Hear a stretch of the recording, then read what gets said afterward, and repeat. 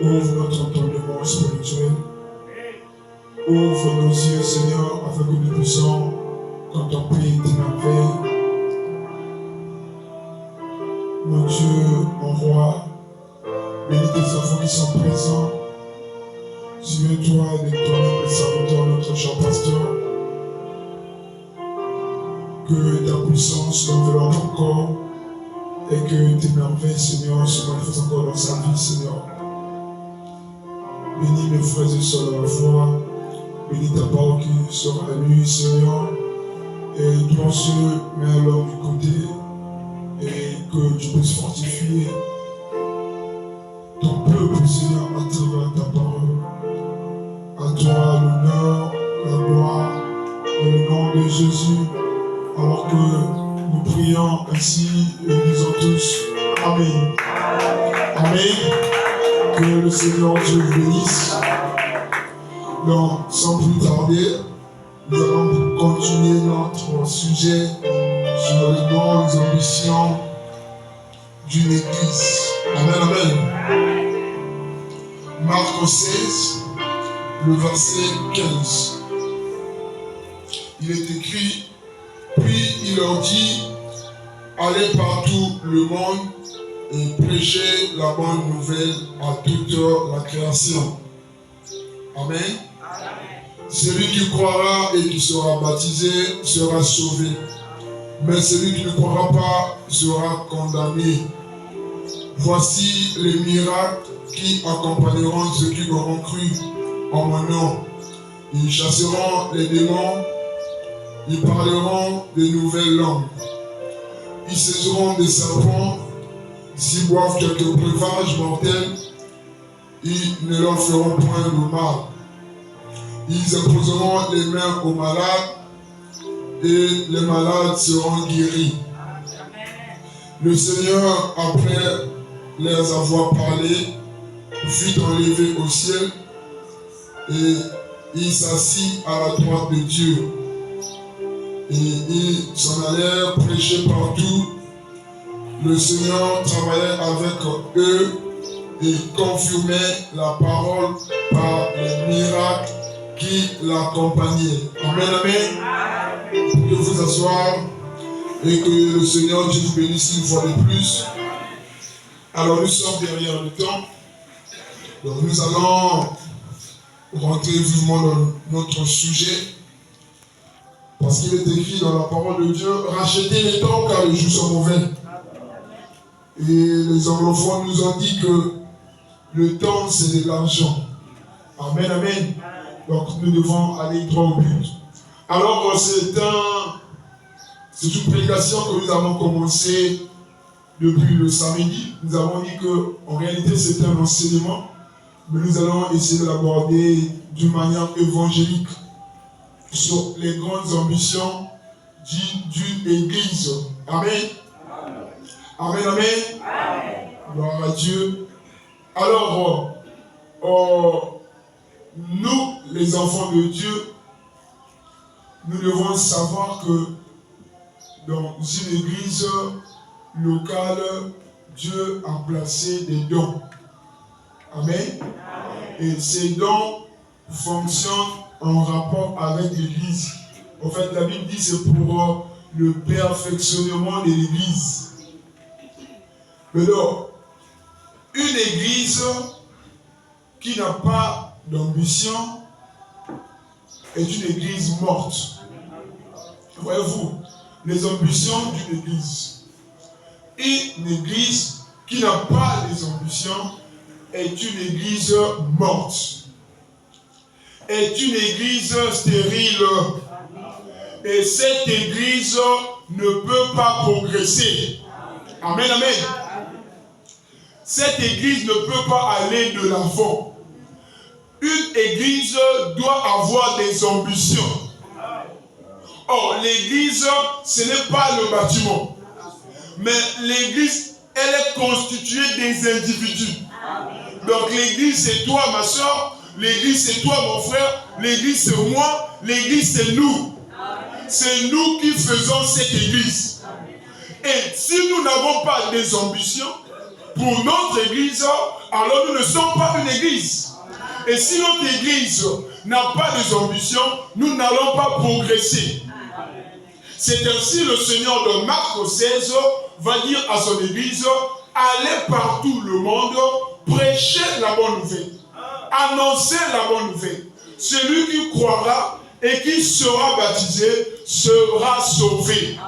Mais celui qui ne croira pas sera condamné. Et puis la colère de Dieu demeure sur lui. Et si vous êtes une église du Dieu vivant, vous avez reçu la parole, vous ne resterez pas calme.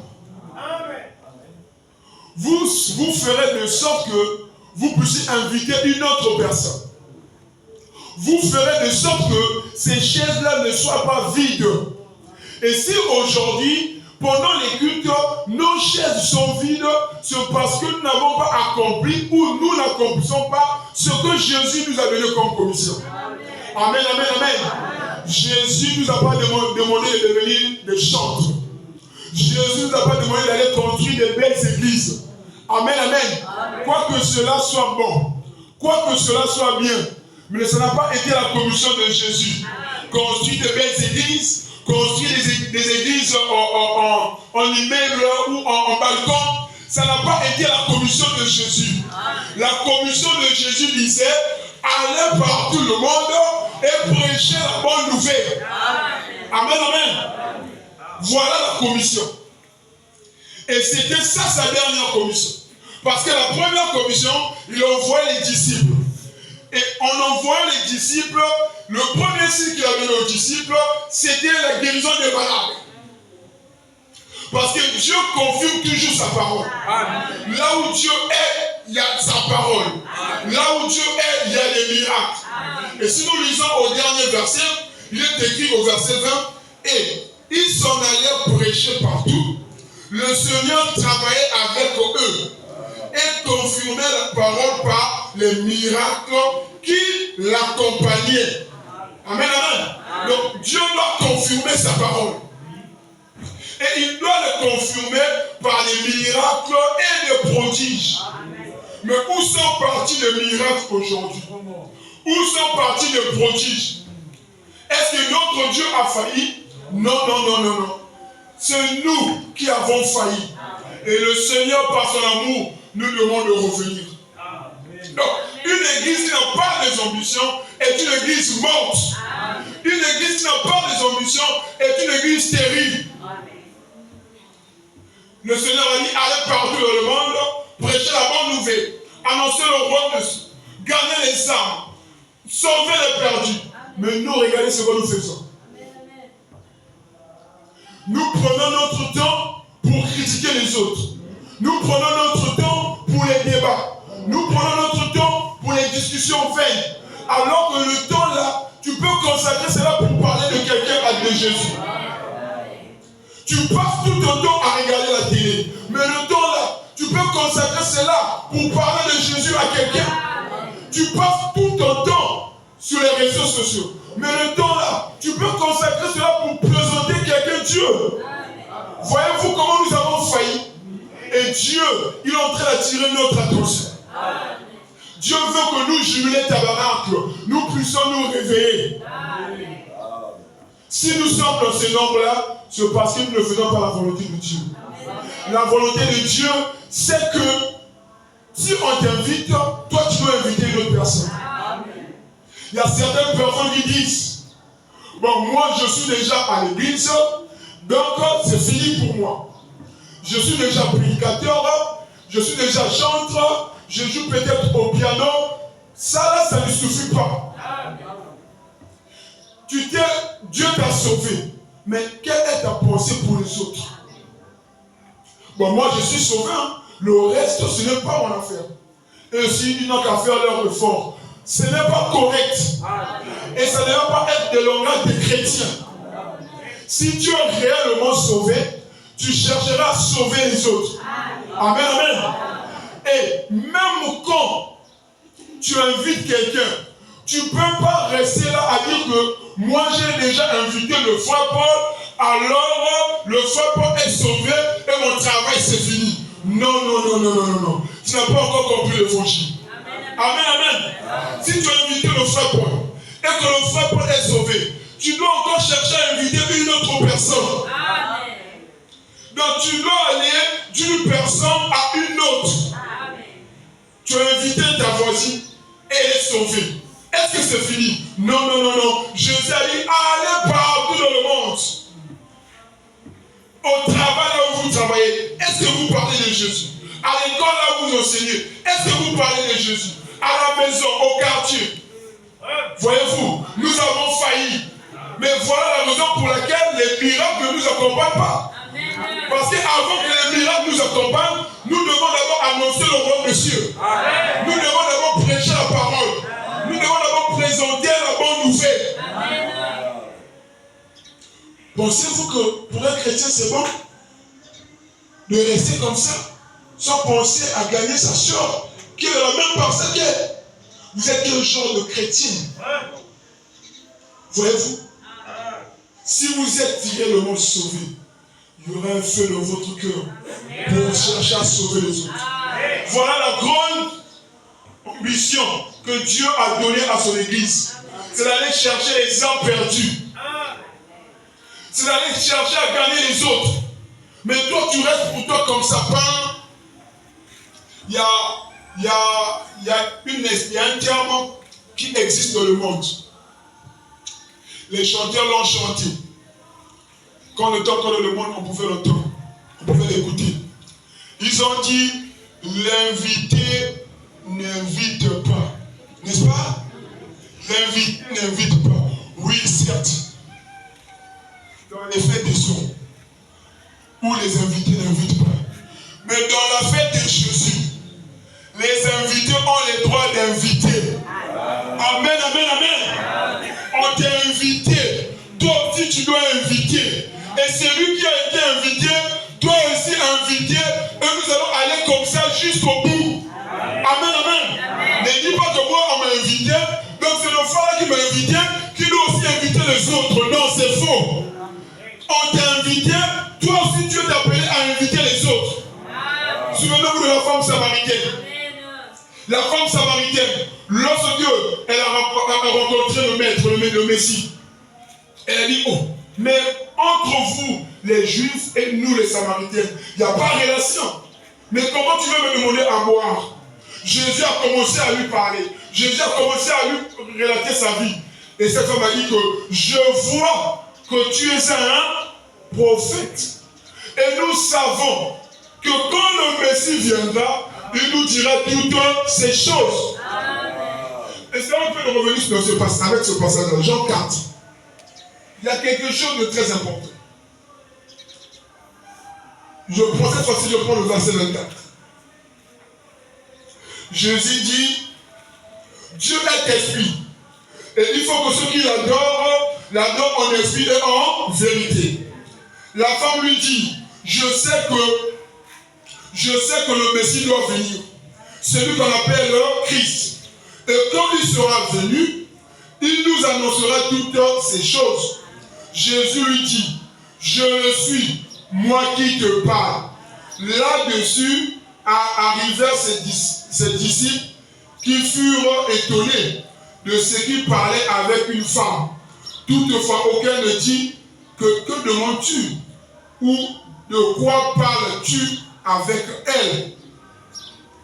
Ça, c'est les disciples. Ils ont vu le maître causer avec une femme. Ils ont commencé à murmurer. Ils ont vu le frère Paul au coin là-bas avec une sœur. Ils ont commencé à murmurer. Peut-être que c'est ma grande sœur. Peut-être que c'est ma petite sœur. Qu'est-ce qui vous a dit que lorsque un frère cause avec une sœur, c'est toujours le péché? Voilà comment l'Église a rentré dans la séduction. Amen, amen, amen. Le maître causait avec la femme samaritaine. Les disciples, ils ont commencé à murmurer. Ah, ça c'est le Fils de Dieu. Voyez-vous, mais Dieu soit béni parce qu'ils n'ont rien dit. Or, si c'était toi, tu allais prendre la nouvelle sans information. Oh, j'ai vu le frère Paul au coin là-bas avec la sœur de l'église. Bah, nous autres, bah, on a positionné. Ce n'est pas la parole. Il faut venir écouter et poser la question. Voyez-vous? N'allons pas raconter le n'importe quoi. Tu n'as pas la maîtrise de l'information. Ne dites rien.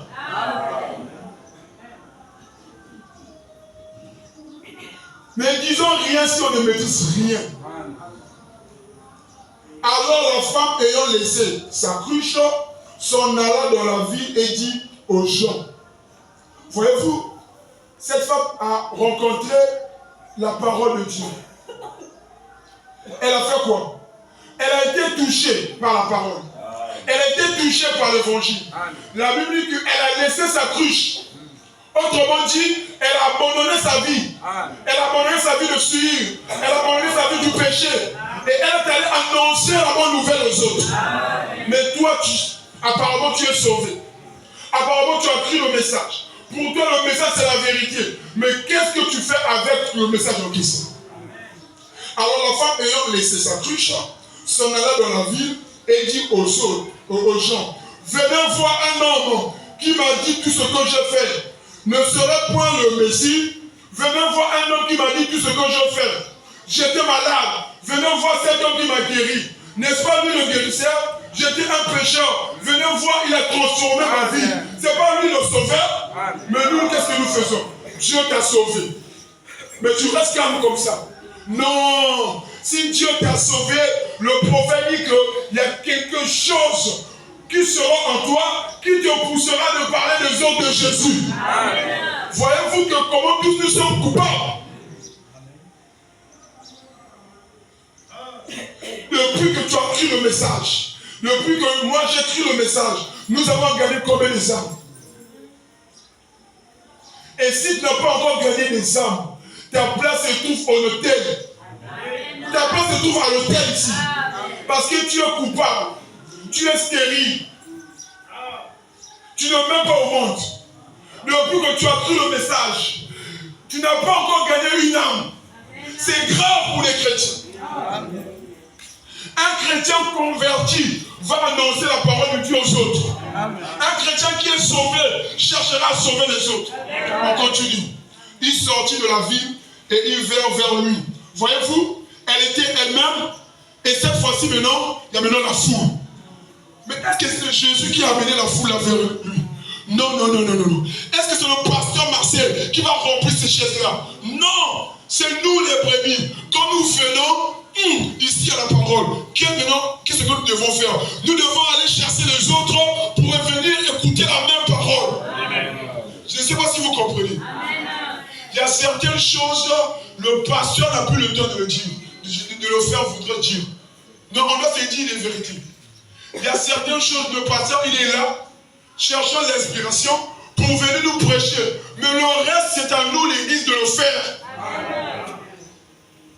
Cette femme a reconnu que Jésus était le Messie. Est-ce que c'est Jésus qui lui a dit d'aller annoncer la bonne nouvelle? Non.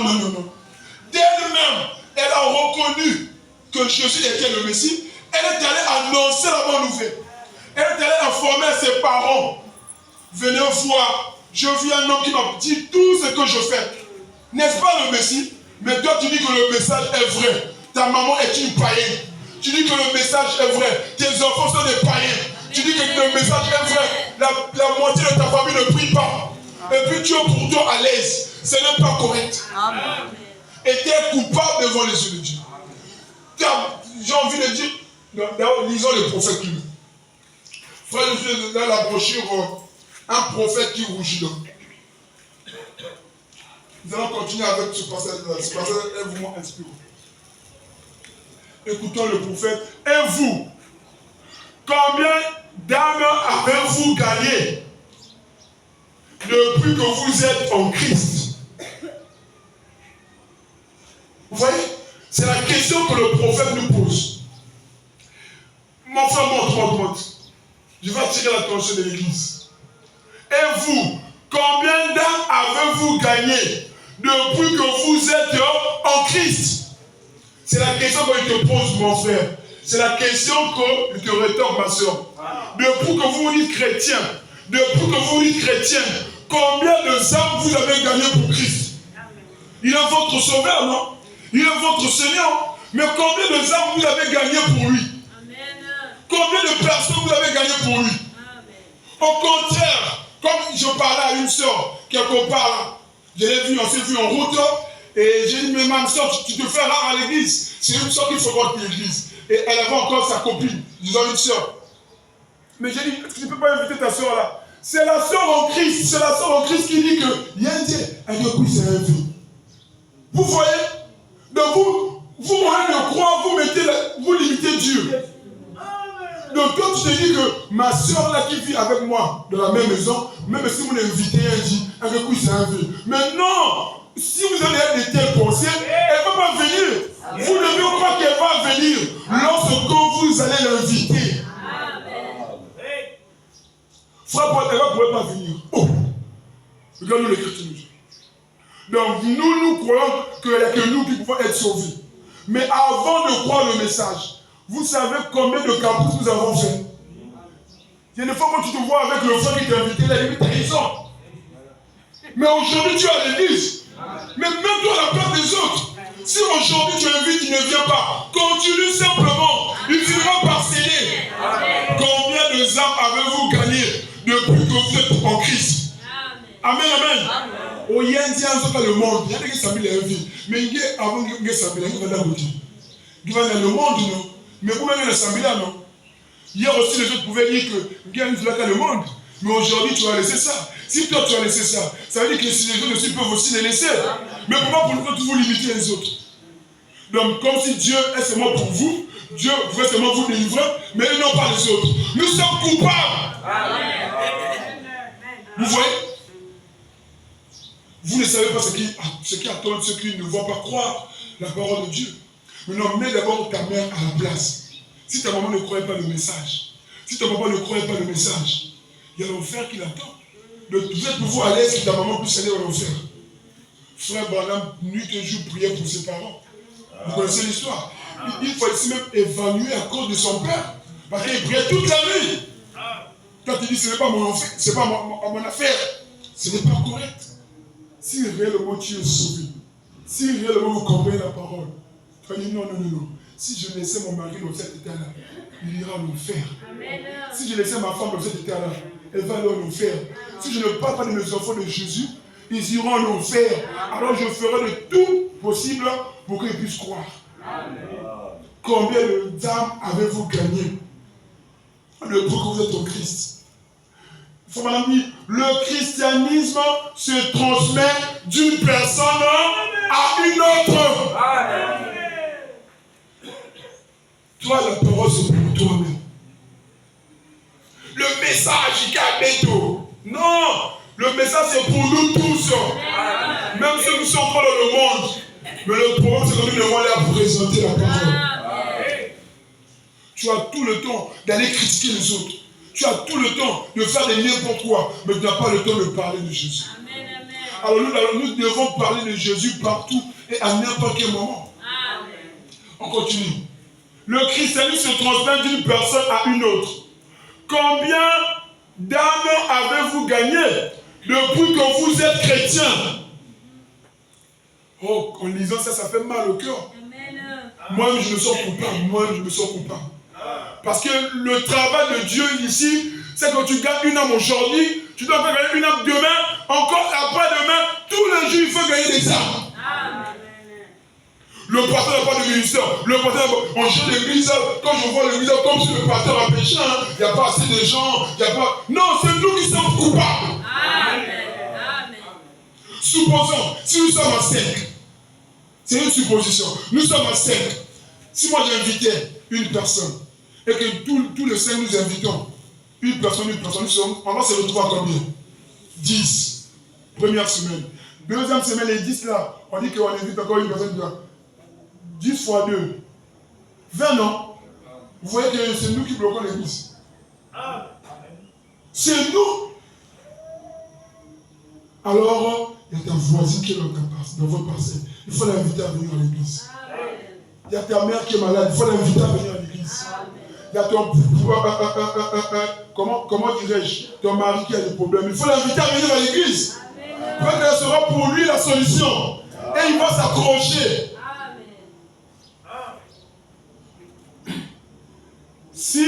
Si vous ne gagnez pas d'âme, vous êtes coupable. Ouais, c'est dur, c'est fort. Vous pouvez faire un message, les tonnerres sont révélés. Quand la nuée est venue, la nuée est rentrée dans Branham a avalé la nuée. Tout ça c'est bien, tu as gagné comme un exemple pour Christ. Amen. Nous sommes les fils de ces tonnerres. Les tonnerres sont révélés. Oh, Jésus est revenu. Tout ça c'est bien, tu as gagné comme un exemple pour Christ. Et si tu n'as pas encore gagné des âmes pour Christ, tu es coupable. Et Frère Branham va plus loin, il dit, vous êtes stériles. On dit comment Kikongo? Kishita. Quand on était encore les enfants, on chantait. Kishita. Donc, si Abou est gagné, moi, nous, Kishita. Vous voyez, c'est fort. Hein? Donc, donc, devant Dieu, quand Dieu va juger le monde, toi tu vas venir là, Seigneur, nous voilà mon Kishita. Parce que tu n'as pas produit les enfants. Or que les gens doivent témoigner. Vous voyez la sœur qui est là-bas, c'est la sœur Germaine qui l'avait invitée. Gloire à Dieu. Quand nous serons dans mon ciel, ça sera comme ça. Vous allez voir une soeur qui vient vous embrasser. Il dit merci ma soeur. Si je crie le message, c'est grâce à toi. Si je prêche la parole, c'est grâce à toi. Mais toi au ciel, qui viendra t'embrasser pour dire merci pour la parole que tu m'avais exhortée. Et si nous ne parlons pas de Jésus, si nous ne gagnons pas les âmes, nous sommes coupables. Nous sommes stériles. Vous avez amené l'opprobre sur l'église. La honte. Nous faisons honte à Jésus. Et l'évangile, combien de gens avez-vous amené à la réunion de prière du mercredi soir? Si vous ne le faites pas, vous devrez avoir honte de vous devant Christ. Non, c'est sérieux. Nous devons avoir honte. Vous êtes coupables. Et votre place est à l'autel. Vous voyez? Si vous n'avez pas encore gagné des âmes pour Christ, ton mari se meurt dans le péché, ta femme est dans le péché, tes meilleurs copains sont dans le péché, tes amis sont dans la mondanité, au lieu de leur présenter Jésus, toi tu limites Dieu, tu dis qu'il y a un quoi en vie. Qui t'a dit ça? Ton travail c'est d'annoncer la bonne nouvelle. Et le Seigneur prendra soin du reste. Tu pries, tu invites. Tu pries, tu invites. Tu pries, tu invites. Et un matin, tu ne sauras pas comment il va te dire quels sont vos jours de culte. À quelle heure vous priez. Voyez-vous, moi aussi on m'a invité comme ça. Le frère m'a invité. Il disait, oh le petit là il est calme le quartier. Le petit là il est bien. Il m'a dit, mais il faut venir à l'église. Il faut venir à l'église. Et il insistait. Un jour, c'était le moment de Dieu. Ce n'est plus lui qui est venu vers moi. C'est maintenant moi qui est allé vers lui. J'ai dit, mon frère, vous priez quel jour et quel jour? Amen. Vous priez quel jour et quel jour? Il m'a dit, petit, on y va, c'est le jour de culte. Et on est venu, et depuis lors on est là. Continue simplement à inviter. Invite. Même s'il va venir le mercredi, s'il n'est pas venu, ne te fatigue pas. Invite encore. S'il n'y va pas venir, continue simplement à inviter. Tu ne sauras pas à quel moment il va venir aussi. Amen. Cette femme est allée annoncer la bonne nouvelle. Parce qu'elle a trouvé la bonne nouvelle. La bonne nouvelle, c'est l'évangile. La bonne nouvelle, c'est la parole de Dieu. La bonne nouvelle, c'est le message de l'heure. Et je suis presque à la fin. Il sortit de la ville et il vint vers lui. Pendant ce temps, les disciples pressaient de manger, disant, Rabbi, mange. Maintenant, au verset 39 de Jean 4, écoutons, plusieurs Samaritains de cette ville crurent en Jésus à cause de cette déclaration formelle de la femme. Il m'a dit tout ce que j'ai fait. Voyez-vous, Jésus a gagné une personne, une Samaritaine. Et cette Samaritaine a gagné plusieurs. Une personne t'a invité. Toi, tu peux inviter plusieurs personnes. Plusieurs Samaritains ont cru. Mais si la femme samaritaine n'était pas allée annoncer cela, est-ce qu'ils allaient croire? Je ne pense pas. Et si toi aussi, tu gardes la parole que tu reçois tous les jours ici, est-ce que les autres vont croire? Il nous faut présenter cela aux autres. Il nous faut parler de Jésus aux autres. Il nous faut annoncer le royaume de Dieu. Ne dis pas que j'ai déjà invité X à l'église et puis c'est fini. Le reste, ce n'est plus mon affaire. C'est toujours ton travail. C'est toujours ton affaire. Au reste, que le Seigneur Dieu vous bénisse. L'église de Canada, revenons-nous. Invitons les autres à venir à l'église. On va s'élever, nous allons